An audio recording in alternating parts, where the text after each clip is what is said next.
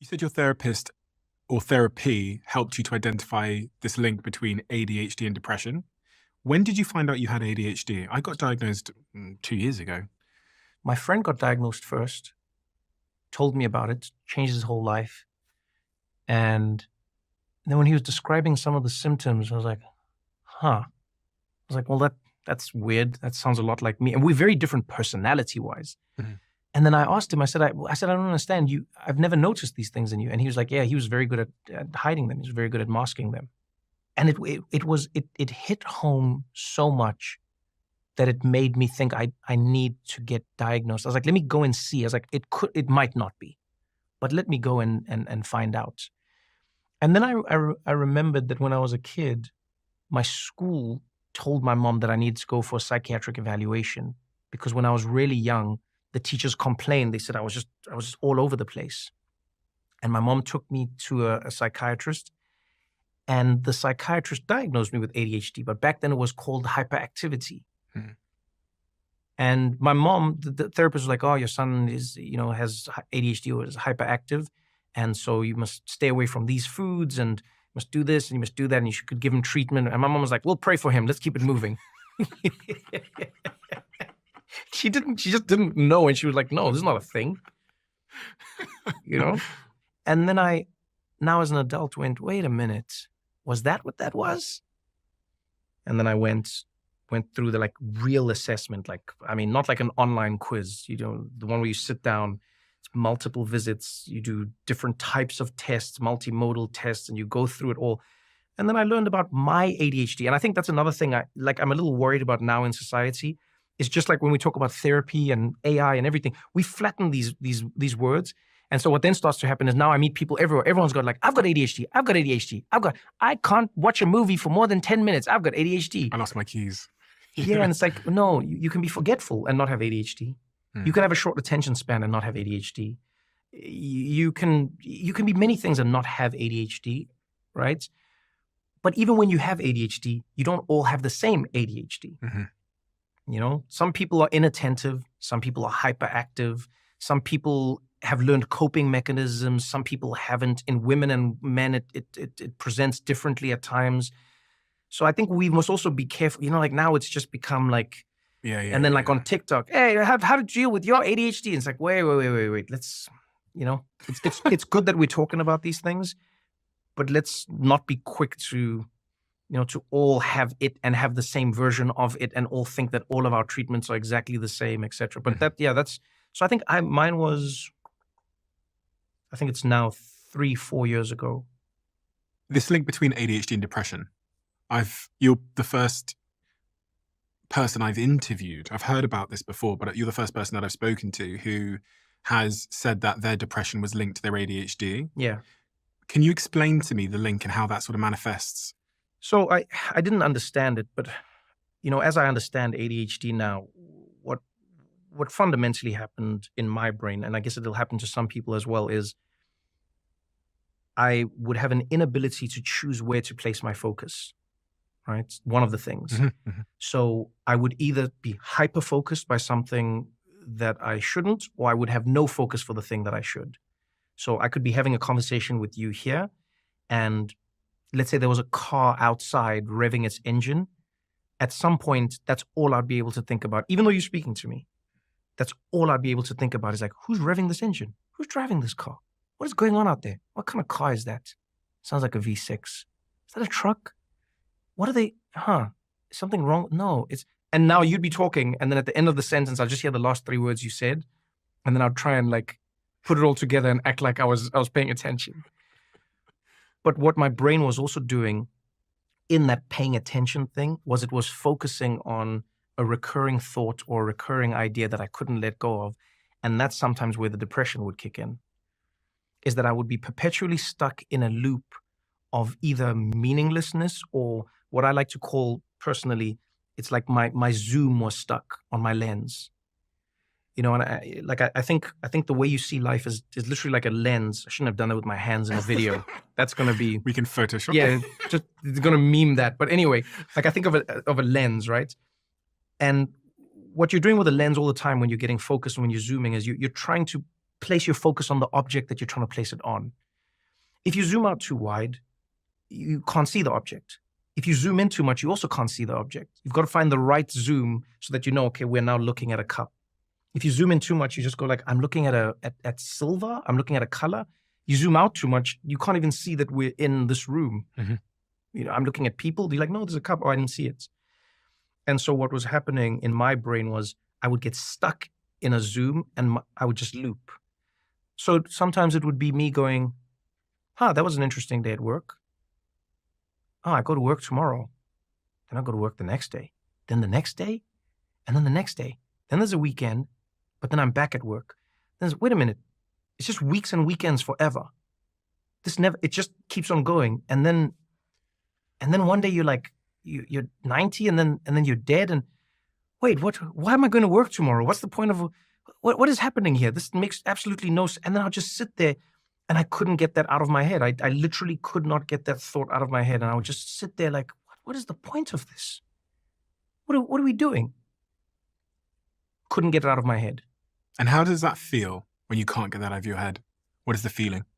For me, it felt like life was meaningless. Like the concept of it was meaningless. I was like, we're a blip. What are we doing here? All of this means nothing. All of this is pointless. You know? Is that an exact example of something that would make you no, this is an exact example. This is something that would get stuck in my head because I didn't know with ADHD like that I was hyper focusing on this thing. So in the same way that I could hyper focus on learning about, I don't know, a discipline, industrial design or artificial intelligence, I would just you know what I'm talking about with that. I'd get hyper focused and then I'd learn everything about it and I'd read every book and I'd talk to every person I could and I would watch everything and all of a sudden, in like 3 months, you'd meet me and I'd go like, yep, I've read that book, I've read that book, I've read that book, and I'm obsessed with this thing. And then one day it just disappears. Now that's fine for like learning, let's say, but it would be terrible for an idea of like sadness or an idea of feeling like life is going nowhere or... It can't be good for being famous.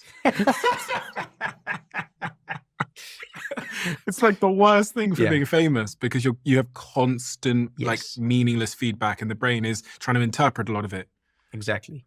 If you get one of those things stuck in your head, gosh. Yeah. And then mine also, like, it depends on, some people have it, some don't, but like pattern recognition, people with ADHD generally can be very good with pattern recognition. Probably why they're good comedians.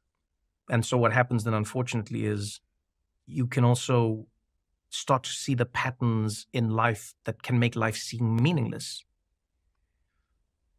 But once I got my ADHD diagnosis and once I understood what was happening, I really did start to see it as a lens. And anytime I find myself in those moments now, because I don't take medication, I took medication like once or twice. I was like, it didn't help me in my comedy. I actually need to be erratic and unfocused when I'm doing comedy. And I'm lucky that I live a life where I don't have to be in an office at a time and do a thing in a certain way. And, but in coping or in like learning how to deal with it, I've learned just about like that lens, and I'll talk to myself. I go, there's me and there's the observer. Like I'm the observer of my thoughts. I'm not the thoughts. And then I'll talk to myself. So I'll be like, man, you do this tomorrow. And then the next day, and then life is me. Then I go like, it is meaningless unless you zoom in. And then if you zoom in a little bit more, all of a sudden, wow, it's almost like the most meaningful thing. This conversation with this person is the most meaningful conversation you will ever have in your life. This is it. This is everything that it is. This hug that you're getting from your friend is the most important thing you will ever experience. This meal that you're having, just taste these ingredients. What is taste? Feel it on your taste buds, and like one of the tools they teach you like with ADHD sometimes, when it makes you go into anxiety or depression, is to just notice things, practice being present, walk down the street and like look, like really look, and say out loud what you're seeing. And at first it's very stupid. That is a red door. That is a green roof. That is a pigeon sitting on the gutter. That is a gutter. That is a gray car that is driven by. And you'll be shocked at how just doing that gets your brain out of that loop. And then something's going to catch your eye or something will spark. And by the end of that walk, you won't be in the mood that you were in when you started that walk. Did you ever feel hopeless when you spiraled into this sort of rumination? Was there ever a moment through this journey of understanding your depression that you felt hopeless? I did and I didn't. This is going to sound really weird to you. I have this strange thing that'll happen to me sometimes in life where I feel like it's all meaningless and it's nothing and it's whatever. It's very, very random. Oftentimes, I've just learned sometimes it's fatigue. I've learned rules now for myself and for anyone out there, really, especially if you have ADHD. Before you go through anything or before you think about anything like intently and intensely when you're struggling, ask yourself a few simple questions. Have you slept? Have you eaten well? Like, have you eaten good food? Have you moved your body? And have you spent a little time breathing? If you answer yes to all of those questions, you can continue to pontificate about the meaning of life and everything that you're going through. If you have not, just fulfill all of them and then see if you're still feeling the same on the other side. And you'll be shocked how oftentimes you aren't. So the one thing that would happen to me, this is so ridiculous, I know. Sometimes when I'd be in that place, I'd feel a little hopeless, right? And I would think to myself, I hate this. This sucks. I don't know what I want to do with life anymore. Never like suicidal, but just like, I just don't know if this life thing, what is this? And then I would go, if it was going to end tomorrow, then what would I do like today then? I'd be like, what I'm going to do? I'm going to go on stage. I'm going to tell that joke that I've been terrified to tell. I'm just going to say it because I'm leaving anyway. Life is ending. It's all going away because it's all going to shit, right? Just go and say that. Go tell that joke.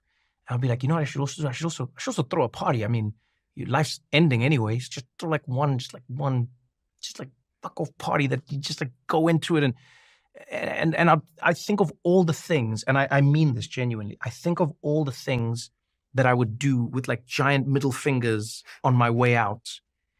And the smile that it brings to my face, I can't explain to you, because every time it makes me realize that that's all I should be trying to do. Not in a way where I don't consider other people, but it's what I should be trying to do. And it's made me realize that at times, not everyone, but for me, and I think some people would probably feel this, sometimes what's happened in our lives, and I know I had this, is like you feel like you don't realize that you've stopped sort of like running, jumping, smiling, screaming. You've stopped being everything you can be. And you've started existing as one version of yourself. And sometimes just having the idea of just like, you know what I mean? Take all your clothes off and run through the streets screaming. And what would you say? And who would you say it to? And why would you say it? You'd be shocked at how that gives you an inkling of what you're not doing for yourself. Some people might be like, I'll tell my dad to go screw himself. I would say to you, oh, this is probably you realizing that you don't set boundaries with your dad and you don't communicate well. Maybe you don't tell your dad how you hurt your feelings, or I'll go to work and yeah, maybe this is not the job for you. I'll party all night. Maybe you're not taking enough time to have fun. You'll be shocked at how like sometimes you're sort of not a tantrum, but it's just like your screw you choice is what you sort of should be doing in a responsible way. And that, I promise you now, in all those moments where I felt like it's hopeless, were the moments where I'd come back even more. I think to myself, maybe I should try aiming to get to that place. And therein, in a strange way, lies the meaning for me.